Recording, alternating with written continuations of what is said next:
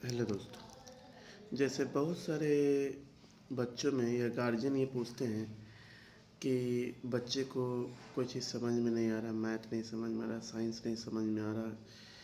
तो सबसे पहली बात है, या सोशल स्टडी है, हिंदी या इंग्लिश है, तो सबसे पहली बात है वो किसी बोर्ड से रहे। जैसे मैथ में ही है, बच्चे जब 6 में जाते हैं, 7th में जाते हैं, 8 में जाते हैं, 9th में जाते हैं, 10th में अब 6, 7, 8 जो भी बच्चे हैं होते हैं, जो 5 से 6 में जाते हैं, उनका सिलेबस चेंज हो जाता है, उनका पढ़ने का स्ट्रेटजी चेंज होता है, उनका सिस्टम चेंज हो जाता है, तरीका चेंज हो जाता है, हर एक चीज़ चेंज हो जाता है।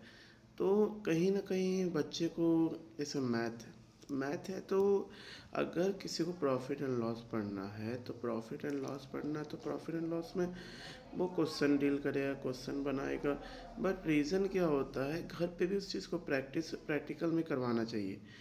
गार्जियन को कहीं न कहीं ये चीज़ मेहनत करना पड़ेगा। जो पहले के समय में किया जाता था, अब सिर्फ़ ये बेसिस पे सिर्फ़ टेस्ट करना कि एग्ज़ाम अगर स्कूल में होता है, तब वो उसमें जो मार्क्स लाएगा तब पढ़ने में तेज़ है। तो इससे अगर कोई मार्क्स भी लिया जाता है तो उससे कोई बड़ी बात नहीं है। आप उससे पूछिए, आप उससे डिस्कस कीजिए। आप कोई अपने घर का कोई सामान लाने के लिए भी बताइए, और उसको ये बता दीजिए कि चावल अगर 100 रुपये में लाए हैं और अगर तुम्हारे पापा 90 रुपये में लाए तो प्रॉफ़िट कितना हुआ। उसको परसेंटेज में कन्वर्ट करने के लिए उसको बोलिए।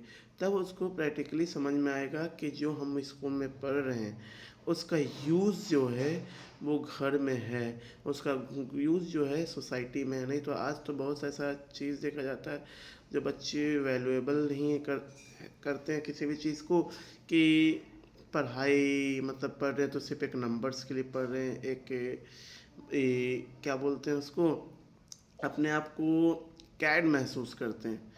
तो जो चीज़ वो स्कूल में पढ़ता है वो आप घर पे यूज़ करवा सकते हैं। जैसे कोयला के बारे में पढ़ाया जाता है, पेट्रोल के बारे में पढ़ाया जाता है, उसके बारे में बताइए कि ये प्रैक्टिकल बताइए, उसको देखिए ये कहाँ मिलता है, कैसे बनता है, हर एक चीज़ उसको बताया जाता है। बट रीज़न क्या है, घर पे कोई क्वेश्चन करने वाला ही नहीं है। उसको लगता है जो बुक में है सिर्फ बुक का एक अलग पार्ट्स है और सोसाइटी का एक अलग पार्ट्स हो जाता है। तो ऐसा है नहीं। तो कोशिश करना चाहिए कि जैसे अभी हमको अगर प्रॉफ़िट एंड लॉस पढ़ना है तो प्रॉफ़िट एंड लॉस पढ़ना, तो आप उसको घर का 1 हफ्ते के अंदर में, 1 महीने के अंदर में ये उसको टास्क दीजिए, ये बताइए कि देखो 1 महीने का घर का खर्च ये होता है, कभी कभी इनकम ये है, कभी लॉस भी हो जाता है, कभी प्रॉफ़िट भी हो जाता है। लेकिन इस सब चीज़ पे तो कोई तवज्जो ही नहीं है। सिर्फ ये चीज़ कहना कि बच्चा पढ़ने वाला नहीं है, कभी कोई चीज़ के लिए, कभी किसी चीज़ के लिए उसको ब्लेम भी कर देना।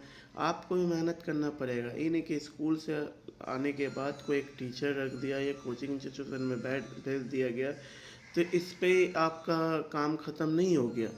उसको आप ज़रूर करवाइए, जब तक आप उसको प्रैक्टिस नहीं करवाइएगा।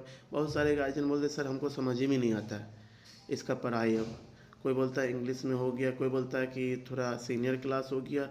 आपको अपना काम तो समझ में आता है, आपको ये तो पता है कि उसको अनाज क्या है, ये सौदा क्या होता है, ये सब चीज़ तो समझ में आता है।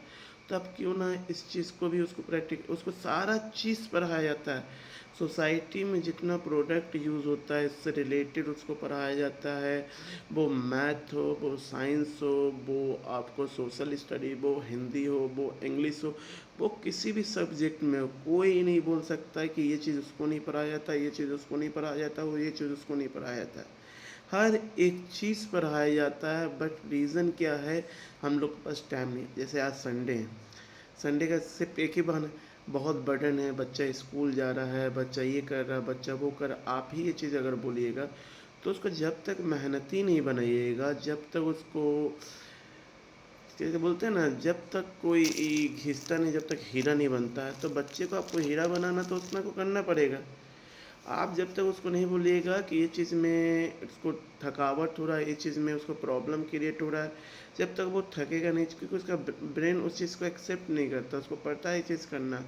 आप एक बार ये करके देखिए, जो चीज़ वो घर पे जितने भी यूज़ होते हैं, वो मैथ हो, वो साइंस हो, वो हिंदी हो, वो इंग्लिश हो, उसको प्रैक्टिकल लाइफ में उसको इम्प्लीमेंट करने के लिए बोले। जब प्रैक्टिकल लाइफ में इम्प्लीमेंट करता है, आखिर जो भी बड़े हो गए हैं, जो किसी प्राइवेट सेक्टर में है या गवर्नमेंट सेक्टर में है, या कोई अपना ही कर रहे हैं, वो छोटा हो या बड़ा हो कोई नहीं, आखिर जब तक उसको उस उम्र में, जिस उम्र में आज बच्चे होते हैं 15 साल, 16 साल, 10 साल, 8 साल, 6 साल, 4 साल, हर एक चीज़ जब उस समय बताया गया तो आज के समय में जो जहाँ भी पोस्टेड रहते हैं, वो प्राइवेट सेक्टर में हो, गवर्नमेंट सेक्टर में हो, वो सेल्फ एम्प्लॉयड हो या सेल्फ बिजनेस, कुछ भी हो, वो कहीं ना कहीं बचपन में जो सिखाया जाता है, वो उनको आज भी काम देता है।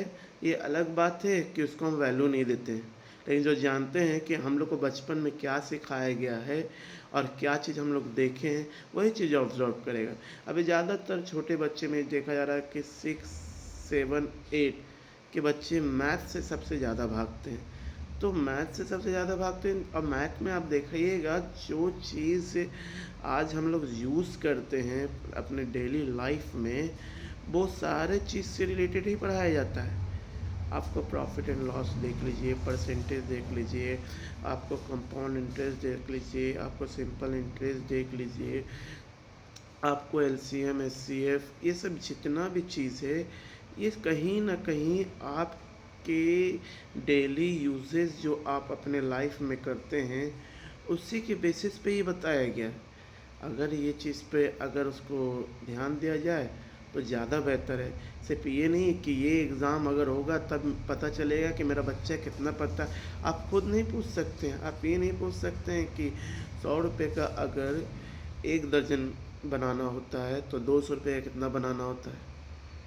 बहुत सारे गार्जियन के हमको तो पता ही नहीं। आप पूछिए जो चीज़ आपके, तब उस बच्चे को पता नहीं, घर पर जाने के बाद भी क्वेश्चन किया जाता है क्या पढ़ के आया, क्या नहीं पढ़ के आया।